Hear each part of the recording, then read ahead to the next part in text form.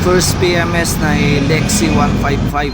So yung mga boss, gamit lang natin 17mm, 12mm, tsaka socket wrench. So unahin na natin itong 12mm drain bolt.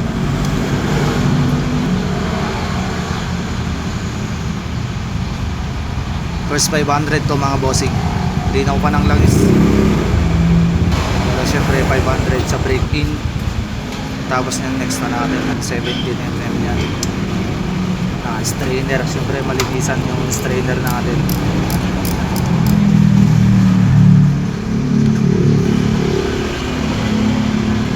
Number 1 mga bossing, pag nag-change oil tayo, syempre buksan nyo yung 12mm, buksan nyo lang din yung strainer para syempre matanggal yung mga debris doon, yung mga malilit na metals.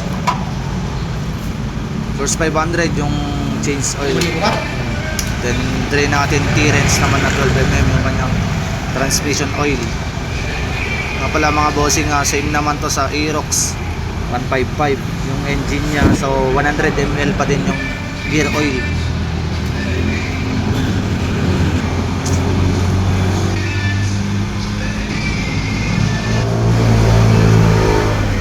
Torque na natin 20 Nm yung 12mm, tsaka 17 Nm lang din yung 17mm na strainer. Same yan mga boss, yung Newton meter.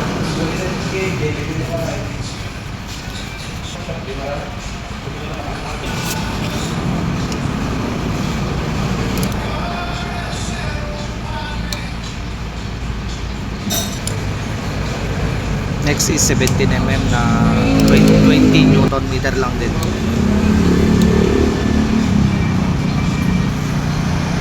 Next natin tong transmission bolt, 20 Newton meter lang din to mga boss.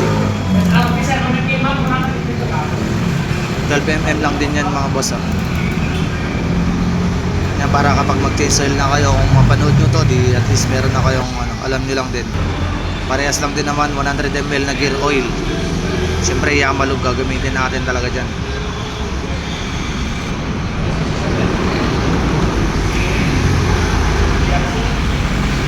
Siyempre doon na tayo sa engine oil.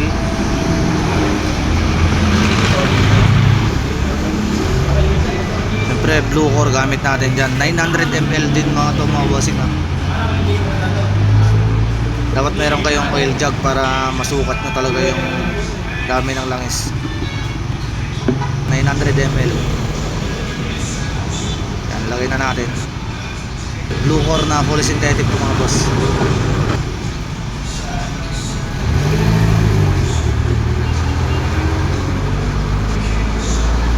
Yun, pwede natin takpan to mga bossing, pero punasan muna natin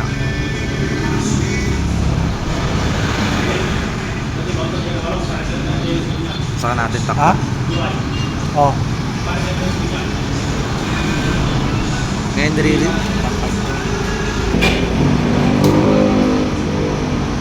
ngayon reset na natin mga boss. Start muna natin, then reset natin yung trip 1, trip 2, tsaka oil indicator. Pagka yan yung menu nya, parang sa NMAX lang din, Aerox ganyan.